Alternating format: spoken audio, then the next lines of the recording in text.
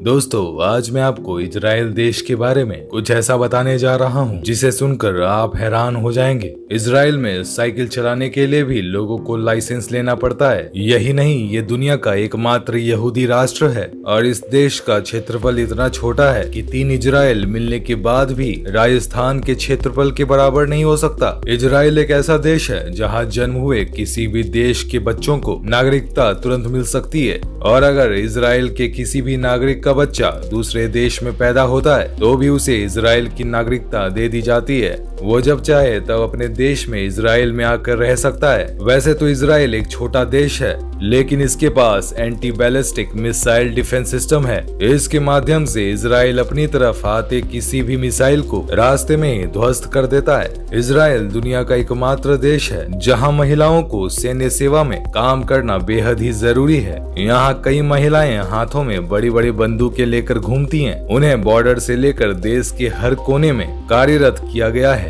जैसे हर देश की अपनी राष्ट्रभाषा है, वैसे ही इजराइल की भी अपनी राष्ट्रभाषा है। इस देश की राष्ट्रभाषा हिब्रू है।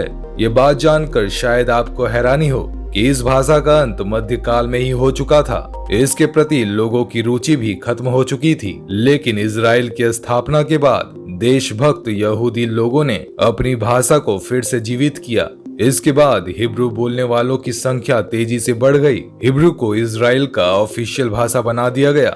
इजराइल की वायुसेना विश्व में 6ठे नंबर की वायुसेना है। ये देश न केवल किसी भी हमले में जवाब देने में पूरी तरह से सक्षम है, बल्कि किसी भी दुश्मन को पल भर में जवाब देने की क्षमता रखता है। दोस्तों, दुनिया के किसी भी दूसरे देश की तुलना में यहाँ सबसे ज्यादा हीरे की कटिंग होती है और साथ ही साथ पॉलिशिंग का भी काम किया जाता है। दोस्तों, क्या आप जानते हैं कि इजराइल को स्टार्टअप नेशन का लेबल दिया गया है? यह 3000 से अधिक हाईटेक कंपनियों और स्टार्टअप कंपनी का घर है। इजराइल में कई चीजें देखने और करने के लिए है। आप ऐतिहासिक और धार्मिक स्थलों का दौरा कर सकते हैं, प्राकृतिक आकर्षणों का आनंद ले सकते हैं, समुद्र तट पर आराम कर सकते हैं या नाइट लाइफ का आनंद ले सकते हैं। इजराइल में हर किसी के लिए सब कुछ मौजूद है।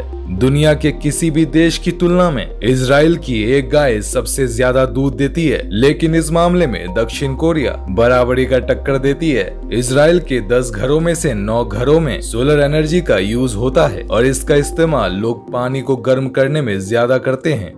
आपको जानकर हैरानी होगी कि इजराइल में महज 40 ही किताबों की दुकानें हैं, क्योंकि किताबों को वहां की सरकार ही मुहैया कराती है। अगर हम पर्यावरण की बात करें तो इजराइल इसमें भी आगे है, क्योंकि अगर हम पिछली सदी से तुलना करें तो सबसे ज्यादा वृक्षों की संख्या इजराइल में ही मौजूद है। दोस्तों, इजराइल कृषि क्षेत्र में भी आगे बढ़ रहा है। इजराइल के कृषि उत्पादन में 25 वर्षों में 7 गुना वृद्धि हुई है, जबकि पानी का उतना ही उपयोग किया जा रहा है जितना पहले किया जाता था। दोस्तों, आज के वीडियो में बस इतना ही, लेकिन इस वीडियो में अगर आपके द्वारा प्यार मिला तो आगे मैं इसी विषय में आपके लिए वीडियो लाऊंगा। तब तक के लिए गुड बाय।